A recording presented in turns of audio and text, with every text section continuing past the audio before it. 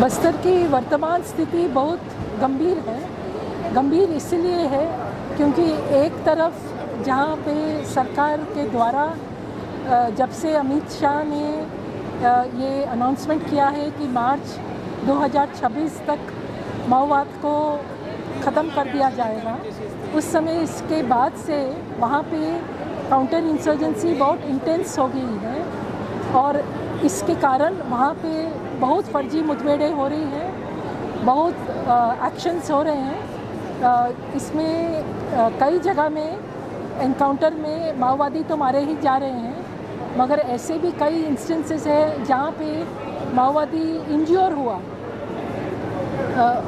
वो पूरे इसमें एनकाउंटर में इंज्योर हुए, उनको अरेस्ट कर सकते थे मगर उनको एक जगह ले जाके उनको मार दिए। ऐसे टाइप के भी घटना 2-3 जगह दिखती है। साथ साथ में कि एनकाउंटर में के समय ही कुछ सिविलियंस थे, ग्रामीण थे, उनको भी वो लोग भी उस पूरे इसमें आके वो भी मर गए। इसके अलावा ऐसे कई घटनाएं हैं जिनको एनकाउंटर बोला जा रहा है मगर वो एनकाउंटर नहीं है, पर वो फेक एनकाउंटर है और उसमें पूरे के पूरे 100% लोग उसमें सिविलियंस हैं, एक भी माओइस्ट नहीं है।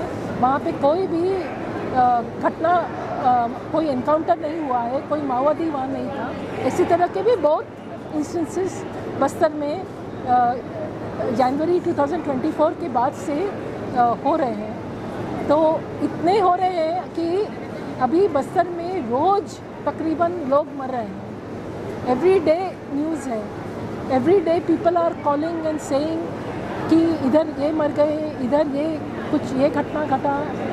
फिर लोग ये भी फिर बता रहे हैं कि एक एक जगह से भारी संख्या में लोगों को ले जा रहे हैं। 30-40 people being taken at once. Then as a result entire villages then go to the district headquarters to find out कि where is our person, because they are not told where they are taking them. तो उनको ले जाते हैं। फिर DRG जो operational force है, तो DRG ही अपने लाइन में, पुलिस लाइन में उनको रखती है, कई बार 2-3 दिन, कई बार उससे ज़्यादा भी पूछताछ के लिए।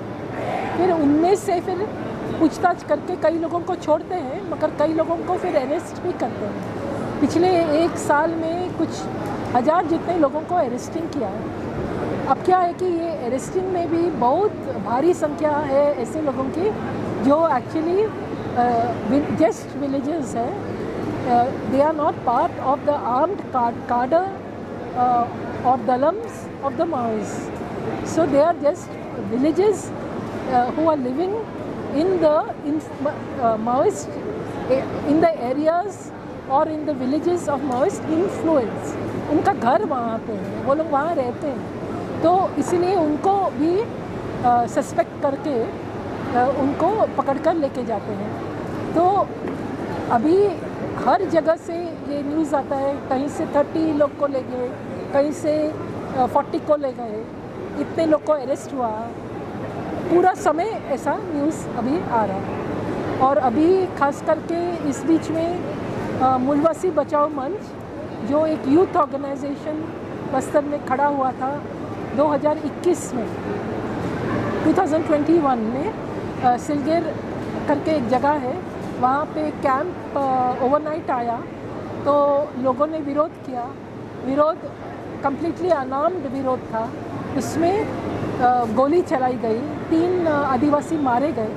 उसके बाद से वहाँ पे सिलगेर में ही वहाँ से उसके बाद मूलवासी बचाओ मंच बना।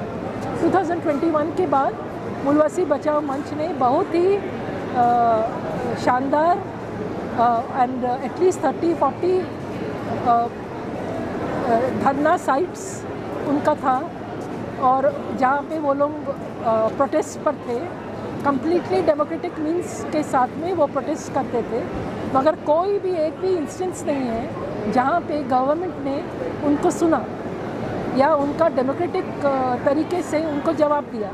तो इसलिए ये एक प्रश्न ये उठता है कि गवर्नमेंट आर्म्ड मूवमेंट को भी दबाती है और जो अनआर्म्ड मूवमेंट है, जो डेमोक्रेटिक मूवमेंट है, उसको भी वो डेमोक्रेटिक तरीके से उनके साथ में डिस्कस नहीं करती है, उनका सॉल्यूशन प्रॉब्लम को सॉल्यूशन नहीं देती है और उन पर भी वो दमन चलाती है, उनको भी वो अरेस्टिंग करके ही ख़त्म करती है। और अभी तो मूलवासी बचाओ मंच को 30 अक्टूबर को बैन कर दिया है, उसको माओवादियों का एक फ्रंट बता के बैन कर दिया है। और मूलवासी बचाओ मंच के बहुत युवा कार्यकर्ता, कम से कम शायद 30-40 युवा कार्यकर्ताओं को अरेस्ट कर दिया गया है, जिसमें कई नामी लोग हैं, जैसे कि कल परसों ही रघु मिडियामी जो मूलवासी बचाओ मंच के अध्यक्ष हैं, उनको इसी तरह से अरेस्ट किया है और उनको भी बोला जा रहा है कि आप माओवादियों के लिए फंडिंग करते थे और इसी तरह से NIA ने उनको अरेस्ट करके जगदलपुर जेल में डाला है। तो बस्तर की आज की स्थिति यही है कि बहुत हैवी मिलिटराइजेशन है, मोस्ट मिलिटराइज जोन बन गया है बस्तर और जो पीपल का रियल इश्यूज़ है उस पर कुछ ध्यान नहीं है, उसके बदले कॉरपोरेट लोगों को लाने के लिए अदानी और दूसरे कॉरपोरेट्स को लाने के लिए ही इस तरह का मिलिटराइजेशन वहाँ पे हो रहा है और हर एक तरह का डेमोक्रेटिक मूवमेंट हो या आर्म्ड मूवमेंट हो, हर एक मूवमेंट को वहाँ पे कुचला जा रहा है।